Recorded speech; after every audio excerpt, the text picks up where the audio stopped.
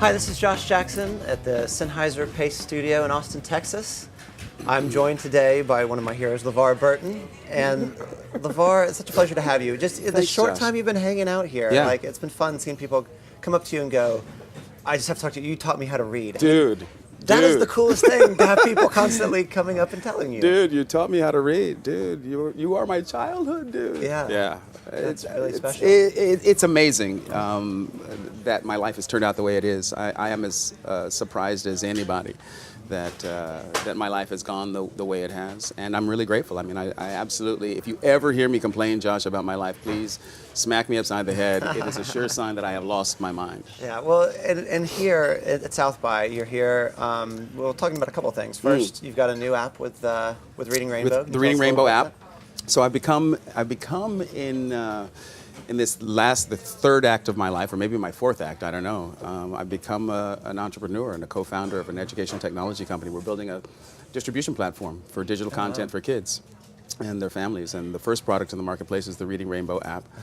We've been out since mid-June, and it's a subscription model for families. We wanted to bring something into the marketplace that had value for families in these very tough economic times.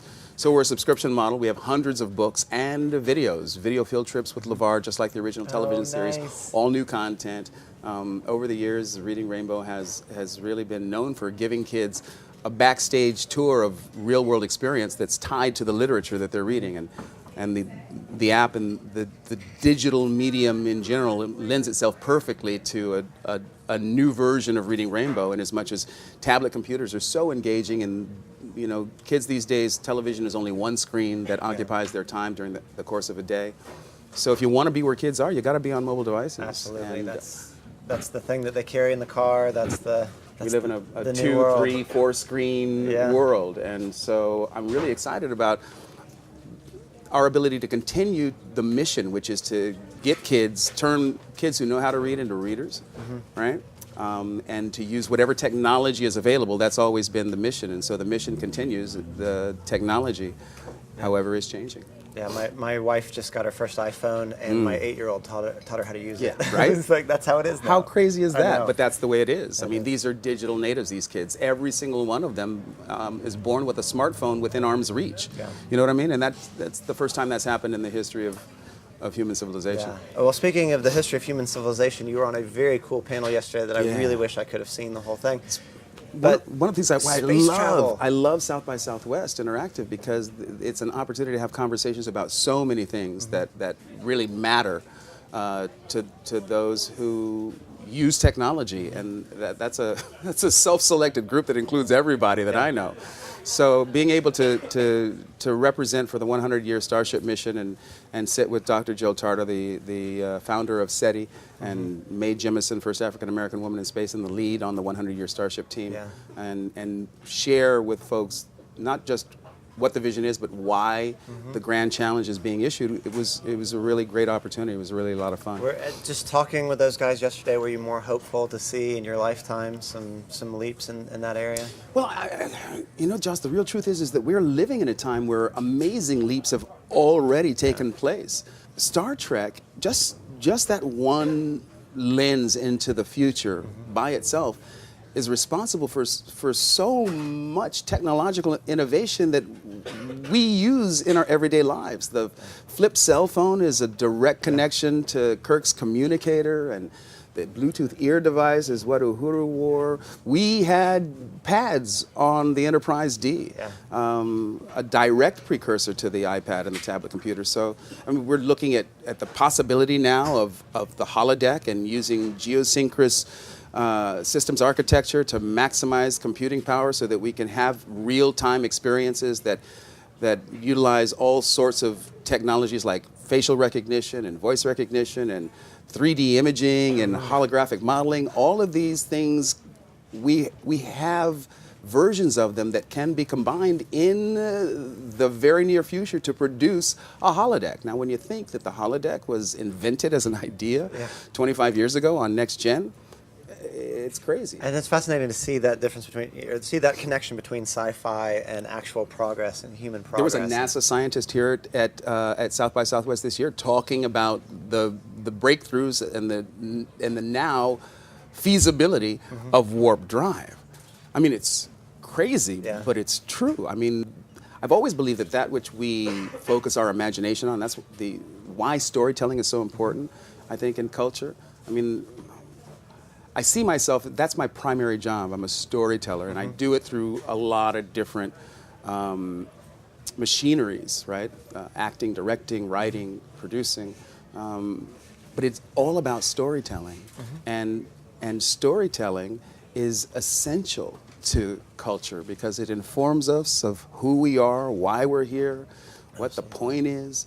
So the advancement of storytelling and the fact that we now live in an age where everybody has the tools to become a really proficient storyteller, and the idea that we can really begin to share our stories with one another, absent gatekeepers, right, is incredibly exciting to me. Well, I can only imagine that, just as you walk around and people say, hey, you taught me how to read, when you're dealing with NASA and these scientists that are working on space projects, that you're also hearing, you inspired me to want to do what I'm doing now. I mean, it's the same kind of thing. Every day somebody comes up to me and says, I became an engineer, because Geordi was my favorite character on Star Trek. So yeah, it's wacky, and it's my life. That's fantastic. Well, just in getting ready for this today, just thinking about your career so far, not many people have had the opportunity to, particularly in three more disparate areas, to be part of three iconic cultural moments. Starting with Roots and Star Trek and Reading Rainbow. Is there a fourth on the horizon? You think is there a fourth act here? I'd be crazy to ask for more or expect any more from my life. And perhaps yes. I mean, I'm doing a new series now for TNT with Eric McCormack that I'm really excited about. It's called Perception, and it deals with mental health in America, which is, I think, a conversation that this country needs to have with itself.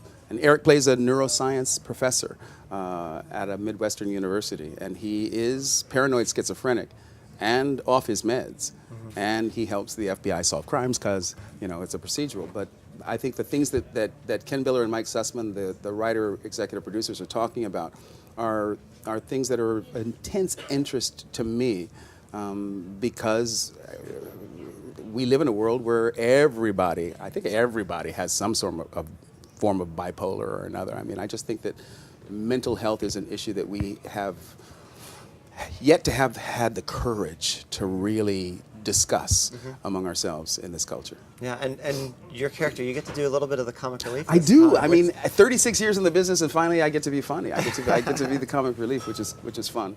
I love it, and I love Eric McCormack. He's really, he's one of the producers on the show, and I just love, most of my scenes are with him, and I love playing with him. He's a really good man and a phenomenal actor.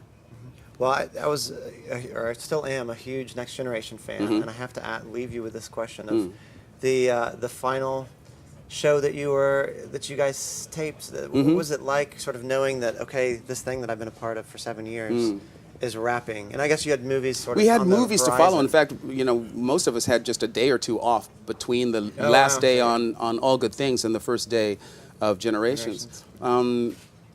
And still, it's really rare when you get to go out literally at the zenith. That seventh season, people forget. Yeah, Star Trek The Next Generation was nominated for the Emmy for Outstanding Drama Series. We have always maintained among the cast members that we were probably, pound for pound, one of the best acting casts on television at the time. And like I said, most of us tend to overstay our welcomes on the world stage, and Next Gen was taken off the air at the height of its popularity, and so I think it continues to exist in that bubble because, we never got in the ring one too many times. The franchise may have done, but Next Gen was over and done. Well, thank you so much for coming by Josh, my pleasure. Talking. Yeah. This is Josh Jackson with LeVar Burton here at the Sennheiser Pace Studio and Lounge in Austin, Texas for a wonderful South by Southwest. God bless Weird City.